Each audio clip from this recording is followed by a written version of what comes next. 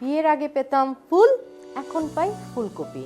তাই আজকে আমি বানাবো ফুলকপির স্টেক আমার হাজব্যান্ডের জন্য।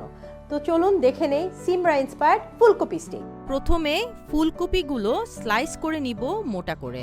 আর একটা বোলে পেঁয়াজ কুচি, রসুন কুচি, টমেটো পেস্ট, গোলমরিচ গুঁড়া, অরিগানো, লবণ, কাঁচামরিচ আর সয়া সস দিয়ে ভালো করে মিক্স করে একটি ম্যারিনেট তৈরি করব।